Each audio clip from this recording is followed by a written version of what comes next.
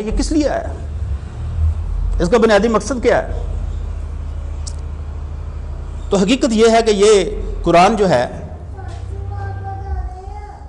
یہ کتاب زندگی ہے۔ یہ کیا ہے؟ کتاب زندگی۔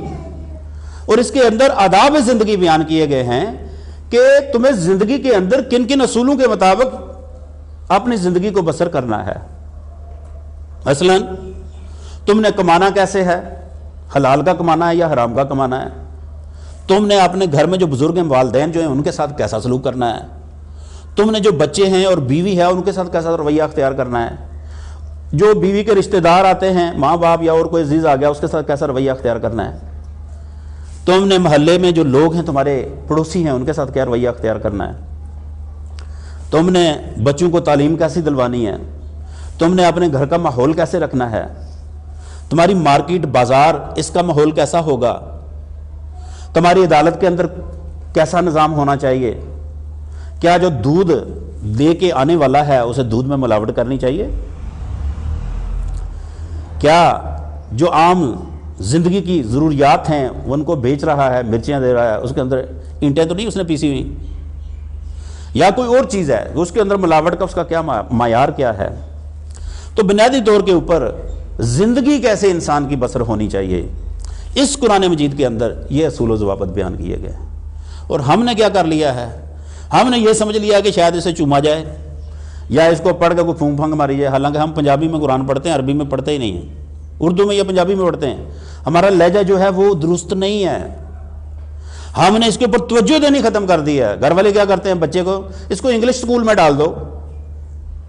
وہ ایک وقت تھا کہ ہماری مائیں، جس وقت ہم بچے تھے، مدارس کے اندر قرآن کی تعلیم کے لیے بچوں کو بھیجتی تھی صبح۔ ہر گھر سے، چاہے گاؤں ہو یا شہر ہو، اس وقت قصبے ہوتے تھے، بڑے شہر نہیں ہوتے تھے، لیکن خصوصاً گاؤں کا ماحول میں بتا رہا ہوں کیونکہ میں بھی گاؤں کا رہنے والا ہوں، کشمیر کا رہنے والا ہوں۔ میرا گاؤں بالکل پاکستان اور ہندوستان کے باؤنڈری لائن کے اوپر ہے، بالکل لائن آف کنٹرول جسے کہتے ہیں، اس کے اوپر۔ تو گھروں سے کیا ہوتا تھا؟ جب صبح اٹھتے تھے تو گھروں سے قرآن کی آواز آتی تھی، تلاوت کی۔ یا دوسرے کیا ہوتا تھا کہ بڑی مائیں یا عورتیں جو تھیں وہ گھر میں وہ دہی جو ہے اس سے لسی بنانے کا کام کرتی تو اس کی آواز آ رہی ہوتی تھی۔ تو یہ باتیں ضرور تھیں۔ آج کل آپ دیکھیں اس زمانے کے اندر کہ کیا ہمارے گھروں سے قرآن کی تلاوت کی صبح آواز آتی ہے؟ ساری ساری رات فیس بک کے اوپر، واٹس ایپ کے اوپر لگے رہتے ہیں، جب صبح کو نماز کا وقت آتا ہے سو جاتے ہیں۔ یعنی کہ ہم نے کیا کیا؟ اللہ کے اصول کی مخالفت کرنی شروع کر دی ہے۔ اور وہ مخالفت کیا ہے؟ خدا نے رات بنائی ہے ہمارے آرام کرنے کے لیے، خدا نے دن بنایا ہے ہمارے کام کرنے کے لیے، معاش کے لیے، اور ہم نے بالکل اس کے برعکس یہ کام جو ہے کرنا شروع کر دیا۔ راتوں کو ہم جاگتے ہیں، دن کو ہم سو جاتے ہیں۔ میں نوجوان نسل کی بات کر رہا ہوں۔ اور یہ یہود و نصارہ نے ایک ایسا سسٹم چلا دیا ہے دجالی کہ پہلے کچھ نہ کچھ معاشی اور معاشرتی سوشل نارمز، اخلاقیات ہمارے معاشرے کے اندر تھیں، ٹھیک ہے، اور بڑی قدریں تھیں، بچیوں کے پردے کا اہتمام ہوتا تھا، بڑا حساب کتاب تھا۔ تو اب کیا ہوا ہے؟ آپ کے ہر بچے کے ہاتھ میں یہ آ گیا جسے موبائل کہتے ہیں۔ اس کا صحیح استعمال بھی ہے، لیکن موسٹلی جو ہے یہ 90% جو ہے یہ غلط استعمال ہو رہا ہے۔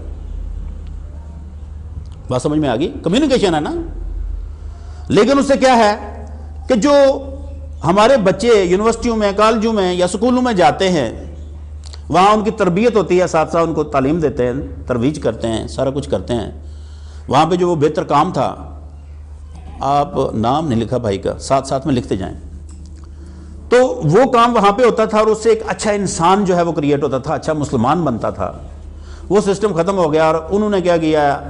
آپ کے گھر کے اندر آپ سو رہے ہیں، آپ کا بچہ پتہ نہیں فیس بک کے اوپر کیا دیکھ رہا ہے، آپ کو نہیں پتا۔ وہ ایک غیر اخلاقی چیز دیکھ رہا ہے، وہ قرآن کو دیکھ رہا ہے یا کوئی اچھی چیز دیکھ رہا ہے۔ ایک تو اس نے اپنی نیند برباد کی۔ آپ کو پتا اس سے کیا ہوتا ہے؟ میں یہ ویسے چند باتیں اس لیے آپ سے شیئر کرنا چاہ رہا ہوں کہ ہمارا معاشرہ کس طرف جا رہا ہے، اور یہ میرا یہاں پہ اس چک جمرہ کے اندر آنے کا مقصد کیا ہے، میں کیوں آیا ہوں؟ کیونکہ یہاں پہ نوجوان بھی ہیں، بچے بھی ہیں، بزرگ بھی ہیں۔ تو اس کی بنیادی وجہ یہ ہے کہ ہمارا ماحول بگڑ چکا ہے، ہمیں اس کو سدھارنا ہے۔ اور سدھارنے کا صرف ایک ہی طریقہ ہے اس کائنات کے اندر. وہ سدھارنے کا طریقہ وہ ہے جو محمد رسول اللہ صلی اللہ علیہ وسلم نے زندگی گزارنے کا طریقہ ہمارے سامنے پیش کیا ہے. اور وہ کیا ہے؟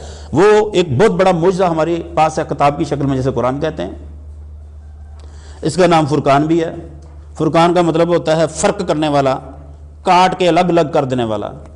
تو یہ قرآن جو ہے یہ حق اور باطل کو، صحیح اور غلط کو، خیر اور شر کو کاٹ کے الگ الگ کر دیتا ہے.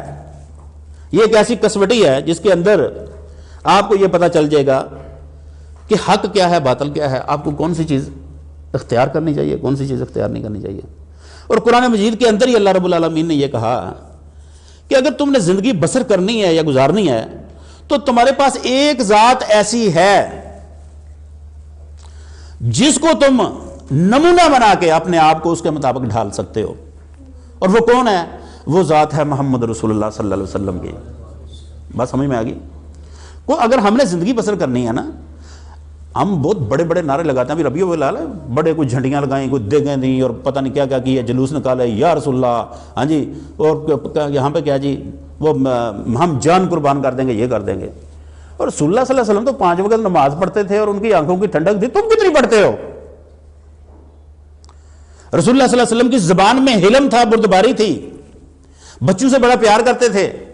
سیدنا حسنین، امام حسن اور امام حسین نماز پڑھ رہے ہیں، گردن پہ سوار ہو گئے، گردن پہ سوار ہو گئے. 72 بار سبحان ربی الاعلی جو ہے وہ سجدے کے اندر ادا کیا. بچے کو نہیں اتارا. یہ شفقت تھی، یہ اخلاق تھا کس کا؟ محمد رسول اللہ صلی اللہ علیہ وسلم کا، کہ بچہ سوار ہو گیا گردن پہ. آج کل کے زمانے کے اندر ہم میں سے کسی بچہ جو ہے نماز پڑھتے ہوئے ویسے سوار ہی ہو جائے، میں ایک مثال دیتا ہوں، وگا کے مارن گے پرا، ایسے ہی ہے نا. یا ایسے کہ ہاں بچے نے مانگ لیا پاپا مجھے پیسے دے دو، تو پاپا سے ہی مانگ رہے ہیں نا، انہیں پیسے، اس کی ضروریات، اور تھپڑ مارتا چل میرے کو ہے نہیں. میں آپ کو ایک بات بتانے لگا ہوں، حدیث اچانک میرے ذہن میں آ گئی ہے. اللہ کے نبی نے یہ بتایا ہمیں کہ تمہیں پتہ ہے مسلمان کسے کہتے ہیں؟ قال نبی صلی اللہ علیہ وسلم المسلم اخو المسلم، مسلمان مسلمان کا بھائی ہے. ہم کیا کرتے ہیں؟ رائی ہے، جٹ ہے، گجر ہے، چودھری ہے، راجپوت ہے. وہ ہندوؤں سے مسلمان ہوئے نا، کوئی سکھوں سے ہوا، کوئی ہندو سے ہوا، تو وہ جو ان کی ذات پات تھی وہ ہم سے نکلی ہی نہیں ہے. اللہ تو کہتا ہے کہ ہم نے تو تمہیں ایک عورت اور ایک مرد سے پیدا کیا، تمہارے خاندان اور قبیلے بنائے. یہ جو برادریاں ہیں ہم اس سے نکلے ہی نہیں ہیں. ہمارا الیکشن ہو تو برادریزم پہ، کبھی کبھی دین کے اوپر کسی نے کیا کہ ہاں جی یہ آدمی صالح ہے، یہ نیک آدمی، اس کو ووٹ دوں.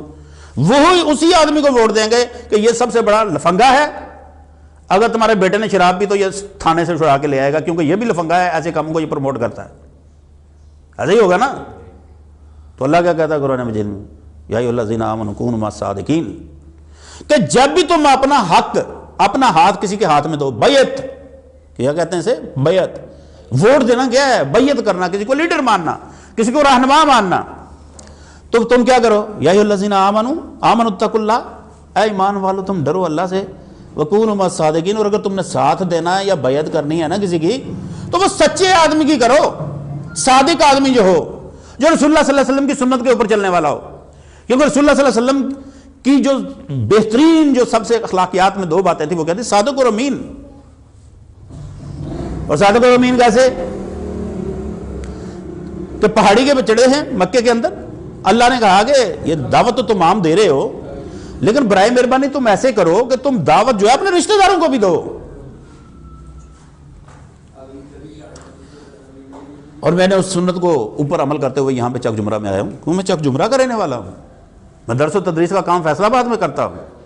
وہ اپنے گھر میں تو دیکھو، تمہارے محلے میں وہ بچے جو ہیں وہ دین کی طرف راغب ہیں، تمہارے اور پڑوس اڑوس میں جو لوگ ہیں وہ کیسے زندگی بسر کر رہے ہیں، کیسے چل رہے ہیں. رسول اللہ صلی اللہ علیہ وسلم نے پہاڑ کے اوپر چڑھ کے کہا کہ اگر میں تمہیں یہ کہوں کہ اس پہاڑ کے پیچھے سے تم پہ ایک دشمن جرار حملہ کرنے والا ہے، تو کیا تم میری بات